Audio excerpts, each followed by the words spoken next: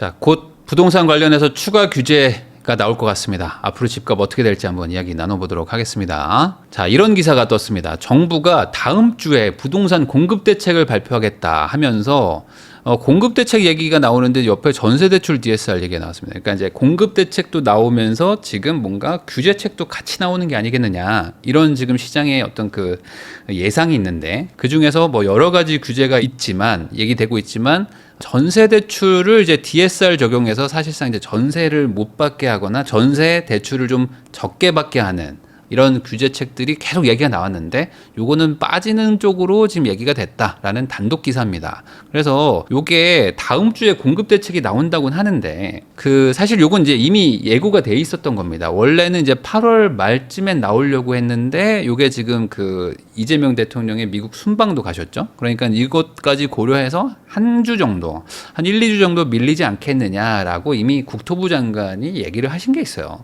자, 그러니까 9월에 발표한다고 했는데 다음 주면 9월입니다. 그러니까 이제 9월 초에 어느 정도 나온다는 게 뭐 신빙성이 있습니다. 근데 지금 사람들이 정말 궁금해하는 거는 공급 대책보다는 사실 어떤 규제책이 추가로 더 나오는 게 아니냐라는 거였거든요. 그 중에서 이제 전세자금 대출을 좀 이제 규제를 해가지고 이 시장의 유동성을 좀 감소시키겠다라고 얘기들이 막 군부를 떼고 있었는데, 그 부분이 빠졌다라고 기사에는 지금 나왔습니다. 그러니까 전세자금 대출 DSR 적용 안 한다. 이게 무슨 얘기냐? 뭐 정말 빠졌는지 아닌지 모르겠습니다. 자, 이 원금과 이자가 있잖아요. 원금을 갚는 부분을 임대인의 DSR에 반영한다. 그러니까 임대인이 대출을 받은 거나 마찬가지 아니냐. 사실 전세는 갚아야 될 돈이니까 임대인이 전세금을 빌린 건 맞죠. 그러니까 전세금 너 빌렸잖아. 그러니까 너 대출 받을 때 DSR에 반영할게. 그러면은 DSR이라는 거는 자동차 대출부터 뭐 다 합쳐서 모든 대출을 다 통합해가지고 너의 능력 대비 얼마만 빌릴 수 있어라는 제한인데, 전세는 그동안 빠져 있었단 말이죠. 그러니까 이 전세를 준 것들, 소위 말한 갭 투자한 사람들은 다 DSR에 반영이 되면 대출을 못 받습니다. 그러니까 뭐 실거주할 때 대출 받고, 뭐 본인 집은 이제 실거주 하시면서 이제 갭 투자로 뭐 한 채 사고 하는 거 있잖아요. 그런 것들이 이제 막 다 막히겠죠. 그러니까 그렇게 DSR 임대인 쪽에 반영을 한다는 게 있었고, 이자는 사실 뭐 큰 금액은 아니지만 어쨌든 이 이자는 임차인 DSR에 반영한다라고 한 거였는데, 원금이 빠진 이자라면은 사실 뭐 DSR 비율에서 거의 크게 차지하지 않기 때문에 임차인들은 뭐 큰 타격은 없지만 임대인을 좀 타겟팅해가지고 전세를 줘? 그러면 대출 못 받게 하겠다 라는 그런 정책이었거든요. 이게 좀 빠졌다라고 지금 루머들이 나오고 있습니다. 그러면 사실 지금 전세 쪽에 뭐 지금 대출 해주고, 그다음에 전세 뭐 보증보험 해주고 해가지고 전세 쪽 유동성이 너무 많아지고, 그 유동성이 집값을 올린다라는 얘기들이 많았는데, 이걸 막는다 하면서 또 못했어요. 그럼 안 한 이유가 뭘까? 제가 이제 사진을 가져왔지만 고양이 목에 방울을 다는 거다. 그러니까 말은 나오죠. 말은 나오는데 이거 쉽게 하기가 어렵습니다. 왜냐면은 이 전세 자금 대출을 누가 받습니까? 당연히 임차인이 받잖아요. 그러니까 임차인들이 월세 내는 것보다 전세 사는 게 이자 내더라도 싸게 먹히니까 전세 자금 대출을 받아가지고 전세를 사시는 거거든요. 그러니까 이 전세 자금 대출을 규제한다? 그러면은 결과적으로 임차인들을 규제하는 게 되는 거야. 뭐 DSR을 임대인한테 뭐 적용하든 임차인한테 적용하든 이래저래 임차인들을 타겟으로 할 수밖에 없는 거죠. 그러니까 임차인들의 이 어떤 표심, 이런 것들도 고민을 많이 할 수밖에 없죠. 그러니까 고양이 목에 방울을 달면 좋은데 누가 달래? 저는 좀 못하겠는데 하면서 흐지부지 된 게 아닐까. 만약에 빠졌다면요. 자, 전세금 반환 대출도 지금 규제하고 있잖아요. 그러니까 지금 현 상태만 놓고 봐도 추가 규제가 없더라도 임대인들, 그러니까 집주인들 입장에서는 이제 전세 주는 게 이제 쉽지 않습니다. 이 전세금 반환 대출 1억으로 막은 거, 이거 상당히 시장에 큰 충격파를 줄 거고요. 아마 1, 2년만 지나도 전세가 막 더 없어질 거야, 이제. 전세를 줘버리면 무한 전세가 돌아가는 구조라서 이 규제 빨리 없어지지 않으면 야, 이거 안 없어지겠다라고 생각하는 순간 집주인들이 막 다 실거주로 막 들어갈 거거든요. 그러니까 지금도 분위기가 좀 안 좋은데 여기다가 추가로 전세를 더 못 주게 하는 정책을 한다? 그러면은 다들 실거주하러 들어가 버리니까 더 힘들어지는 거죠. 그래서 이게 전세 물량의 추가 감소도 아마 걱정을 했을 것이고, 전세 대출 한도 하락이죠. 그러니까 전세 대출을 어쨌든 DSR에 집어넣으면 뭐 임차인 입장에서는 뭐 이래나 저래나 조금이라도 줄 거 아닙니까? 뭐 2, 3천이라도 줄겠죠. 그럼 어떻게 돼요? 아니 난 원래 대출 4억 나오던 사람이 갑자기 3억 5천으로 나와. 그러면 좀 화가 나잖아요. 나 이제 전셋집을 좀 더 낮춰야 되고 더 안 좋은 집으로 가야 되니까 좀 화가 날 수 있죠. 임차를 살던 분들도. 그러니까 이래저래 정부 입장에서는 좀 부담스럽지 않았을까? 만약에 빠졌다면. 자, 그럼 이제 뭐가 나오냐? 공급 대책 쪽은 뭐 이런 게 나온다고 합니다. 근데 사실 뭐 1번, 2번, 3번은 이미 다 얘기가 나왔던 거예요. 수도권의 공공택지나 뭐 노후청사, 유후부지를 활용한다. 그래서 그 성동구에 기마대 마장이 있죠. 경찰 기마대 그 말들이 뭐 훈련하는 그 마장을 이제 옮기고 거기에다가 뭐 집을 짓거나 뭐 광명 세무서 부지에다가 뭐 집을 짓거나 뭐 이제 종로의 종합청사 그 소방서 있는데 그 소방서에다가 집을 같이 짓는다든지 뭐 이런 것들을 하겠다고 이미 발표를 한 게 있습니다. 3기 신도시는 당연히 뭐 빨리 한다고 하는 거고요. 4번이 문제입니다. 4번. 재개발, 재건축을 활성화하는 게 나올 것 같은데 도대체 얼마나 해줄 것인가. 그래서 여기가 지금 이슈인데 아마 뭐 지금까지 얘기 나온 것들을 보면요. 그리고 이제 국토부 장관도 그렇고 차관도 그렇고 뭐 어떤 그 정부 인사의 기조가 있잖아요. 그동안 해오셨던 말들이 있잖아요. 그런 얘기들을 보면은 공공 기반의 재개발, 재건축 이런 것들을 하지 않을까. 그리고 이제 용적률을 확대를 좀 해주고 그 용적률 확대한 거에 보통 이제 절반을 이제 임대 아파트로 이제 받거든요. 그러니까 용적률이 늘어나면 사업성이 무조건 좋아지는 게 아닙니다. 늘어난 것만큼 임대 아파트도 지어야 되는데 그 임대 아파트를 짓는다는 것 자체가 당연히 지분을 뺏기는 거고 그 지분을 뺏기는 것뿐만 아니라 임대 아파트도 누군가는 공사비를 내야 될 거 아니에요. 근데 그 공사비가 정부가 챙겨준다고 해도 시세보다 많이 부족합니다. 그러니까 임대 아파트 지으면서 또 공사비로 또 뜯겨. 이래저래 막 그 사업성을 갉아먹는 게 많거든요. 근데 이걸 또 공공 기반으로 해버리면은 공공이 뭐 장점도 있고 단점이 있는데 단점은 가장 큰 게 그거죠. 뭔가 그 좀 멋지게 하려고 그러면 하지 말래. 그리고 뭔가 좀 이렇게 폐쇄적으로 하려고 그러면 다 개방하라고 하는 게 있습니다. 중간에 막 공공 보행로를 만들려고 하거든요. 그럼 보행로 하기 싫다 그러면 그냥 그 허가를 안 해줘 버려요. 그러니까 이게 막 골치 아픈 일인 거죠. 그래서 그 공공 보행로로 그 동네 모든 강아지들이 산책하러 막 오거든요. 그래가지고 아니 단지도 크고 그다음에 이제 단지 안에 막 조경도 잘 해놓으니까 온갖 동네에 있는 모든 강아지들이 그 공공 보행로를 막 옵니다. 와가지고 막 이렇게 산책하면서 별의별 일들이 일어나는데 그 공공 보행로의 관리를 또 지자체가 하는 게 아니에요. 이거는 또 그 단지에서 하라고 그래. 근데 공공 보행로를 또 만들어 놓습니다. 그러니까 공공 보행로를 그러면 하기 싫어하잖아요. 이 조합에서 그러면 허가를 안 해줘. 뭐 이런 그 악순환이 있습니다. 그러니까 이거 울며 겨자 먹기로 뭘 했는데 나중에 좀 이렇게 너네가 알아서 처리해야지 하니까 그 이것 때문에 그 이슈가 된 것들이 많은데 아마 이런 것들이 또 일어나지 않겠냐. 그러면은 사업이 잘 진행될까? 이 부분도 좀 이제 걱정이 좀 되는 거고요. 자, 거기다가 지금 전월세 물량이 빠르게 이제 급감하고 있는데 서울 전월세 물량입니다. 서울 전월세 물량이 2년 전에 한 이제 막 8만 개까지 있었어요. 8만 개. 근데 지금은 어느 정도냐? 전 월세 다 포함해서 4만 개 정도로 이제 한 반토막이 났습니다. 그러면 지금 전세 계약을 하는 분들은 23년도에 계약하신 분들이 25년에 지금 전세 계약을 다시 하는 거잖아요. 경기도도 예전에 한 10만 개 정도 있었는데 지금은 한 4만 개 이하로 많이 줄었습니다. 그러니까 경기도도 많이 준 거죠. 거의 60% 가까이 줄은 거예요. 그러니까 서울, 경기, 뭐 수도권은 전반적으로 전월세 물량이 한 반토막 났다고 보시면 됩니다. 그러니까 이제 새로 계약을 하려고 하는 분들 입장에서는 지금 전월세 구하기가 생각보다 힘든 거예요. 물량이 반으로 줄었으니까.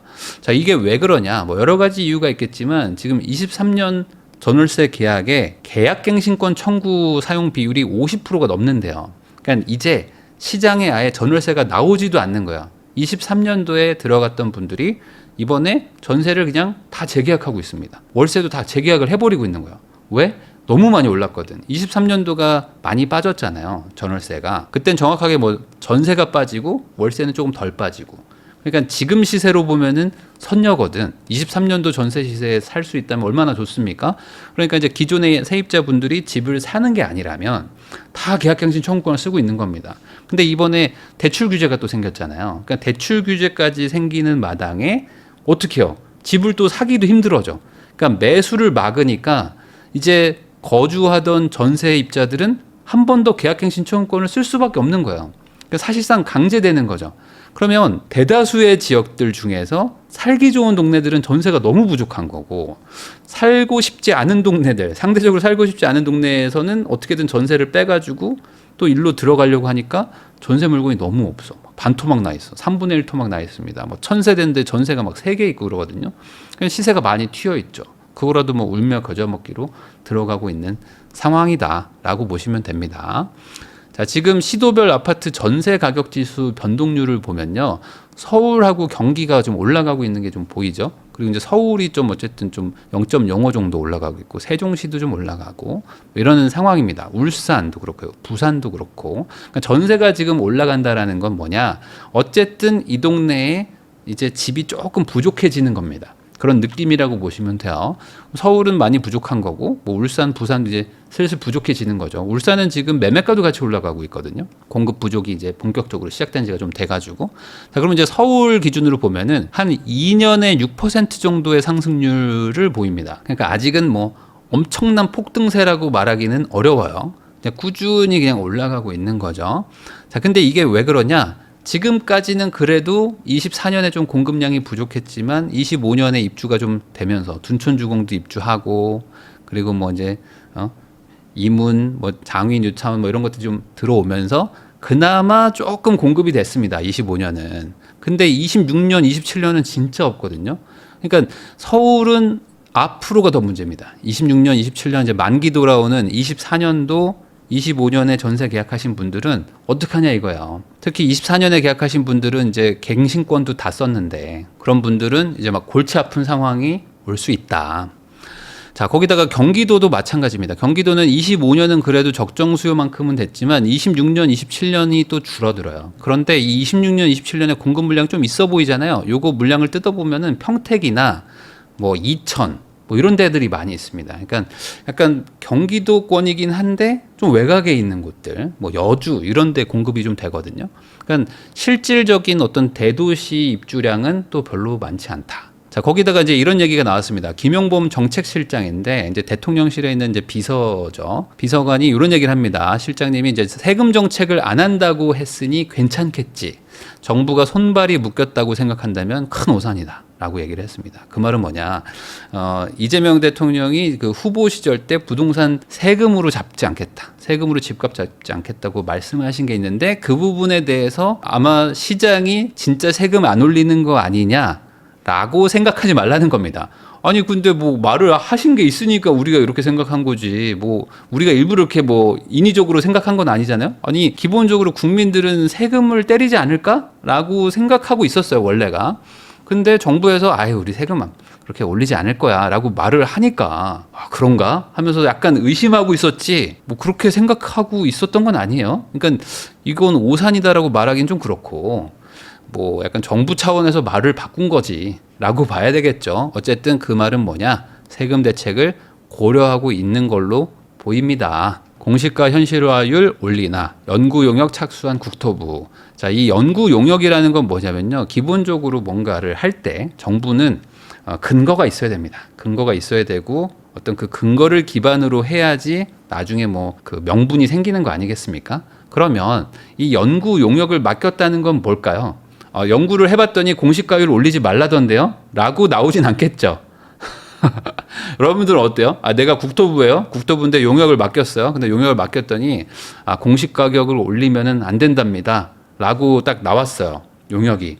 그러면은 일 잘했네 라고 할 것 같으세요? 야, 너 용역비 어디다 썼니? 뭐 이렇게 말 나오지 않겠습니까? 그러니까 이 연구 용역을 맡겼다라는 건 뭐냐, 정부의 어떤 의도가 있을 것이고, 그 의도에 적절한 용역이 나오지 않겠습니까? 물론 정말 모르겠어가지고 용역을 맡기는 경우도 있겠지만, 뭐 공시가격 현실화율을 올리냐 안 올리냐를 정부가 모를까? 뭐 그러진 않겠죠. 그러면은 아마 올리는 쪽으로 연구 용역 결과가 나올 수도 있고요. 그렇게 되면은 11월쯤에는 결론이 나온다고 하니까 아마 11월, 12월에 세금 인상책이 나올 수 있지 않을까라는 생각도 좀 듭니다. 요게 나오면 내년도 종부세, 내년도 재산세는 상당 부분 좀 올라갈 확률도 있어 보이죠. 자, 아직 루머 단계지만 이런 얘기도 있습니다. 15억 초과 아파트를 매수할 때는 1주택자라도 취득세를 뭐 8%를 때리겠다. 뭐 이런 얘기들이 지금 최근 주말에 그 찌라시로 좀 돈 게 있어요. 그러니까 원래 1주택자는 취득세가 이제 3.3에서 3.5% 정도 내거든요. 근데 이거를 이제 8%로 올리겠다 하면은 이제 뭐 거기에 추가적으로 뭐 평형에 따라서 더 붙습니다. 뭐 8.4%, 뭐 9%막 이렇게 붙는데, 그러면 예를 들어 뭐 20억짜리를 산다 그러면은 한 1억 6, 7천만 원 이제 취득세가 나오는 거예요. 만약에 이렇게 루머대로 된다면 그럼 엄청나게 많이 내는 거죠. 20억짜리 살 때 원래는 한 7천만 원 정도 내던 거를 1억 6, 7천만 원을 낸다고 하면 한 1억이 올라가는 거니까 1억을 세금으로 내라고 하면은 집 사기가 좀 겁나죠. 왜냐면 1억을 이미 뱉어내고 취득세까지 거의 뭐 2억 가까운 돈을 내고 샀는데 2억 올라야 본전이잖아요. 그러니까 이거 사기 쉽지 않겠는데 라는 얘기들이 지금 정부 사이드 쪽에서 나오고 있는 것 같습니다. 이게 된다는 거 아니에요. 루머입니다. 루머. 이렇게 해서라도 소위 말하는 서울의 좀 상급 지역들의 거래를 좀 막아보겠다라는 정책들도 고려할 수 있다라는 거죠. 그게 왜 그러냐? 25년 7월 기준으로요, 서울 아파트 평균 매매가가 약 12억 정도 됩니다. 그러니까 거래하는 것들 중에 절반은 한 12억 이하고 12억 넘는 것들도 한 절반이 된다고 하니 그러면 이제 고가 주택들이 꽤 많은 거잖아요. 그럼 이 고가 주택들을 못 사게 해야 어떻게든 집값 상승을 좀 막을 수 있지 않겠습니까? 그러니까 취득세를 좀 올려가지고 거래도 좀 줄이고 그러면서 좀 상승세를 좀 눌러놓겠다. 근데 그 지역들이 가능하면 좀 상위 지역으로 좀 막아놔야겠죠. 어쨌든 이제 강남부터 해가지고 이렇게 집값이 퍼져 나가니까. 그래서 그렇게 막으려고 하는 것 같아요. 자, 거기다가 계속 나오는 얘기가 있죠. 1주택 장기 보유 특별공제 이거 좀 줄여야 된다. 과도한 혜택이 너무 많다.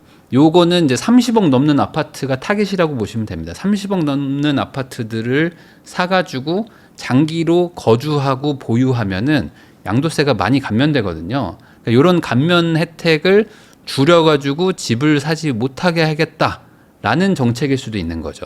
그러면은 취득세 올라가고 장기 보유 특별공제가 이제 감소하면 양도세가 늘어나는 거거든요. 그러면 너 집 사봐야 세금으로 다 낼 건데 살 이유가 없잖아. 라는 식의 어떤 논리가 생길 수가 있습니다. 그러면은 거래량이 많이 급감하지 않겠느냐 라는 얘기로 지금 진행이 좀 물밑에서 되고 있는 것 같은데, 요거 하면 또 시장은 난리가 날 것이다. 자, 그러면 지금 결과적으로 이렇게 되는 거죠. 임대 공공 위주의 공급 대책 위주로 좀 지금 얘기들은 나오고 있죠. 그리고 보유세 인상 지금 군불대고 있습니다. 지금 계속 뭐 이런 얘기들이 나오고 있어요. 거기다 역대 최저 수준의 신규 공급이 지금 예정되어 있습니다. 이제 내년, 내후년은 뭘 해도 집은 지어지지 않습니다. 자, 금리 인하는 예고가 계속 되고 있죠. 뭐 이번 8월에 내리지 않는다 해도 뭐 9월, 10월에 내릴 수밖에 없는 분위기죠. 유동성 증가는 시작됐죠. 이미 통화량은 늘어나고 있고요. 시중에 국채도 많이 팔리고 있습니다.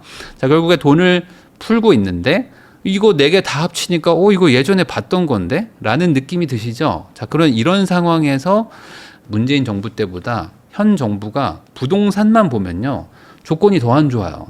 그래도 문재인 정부 때는 그 전에 박근혜 정부 때 좀 공급을 좀 해놓은 게 있어가지고 그나마 좀 공급이 좀 됐었는데, 이번에는 문재인 정부부터 해서 윤석열 정부 때까지 공급이 거의 없었습니다. 그러다 보니까 3기 신도시 정도 말고는 없어요. 그런 상황에서 3기 신도시도 지금 계속 늘어지고 있단 말이죠.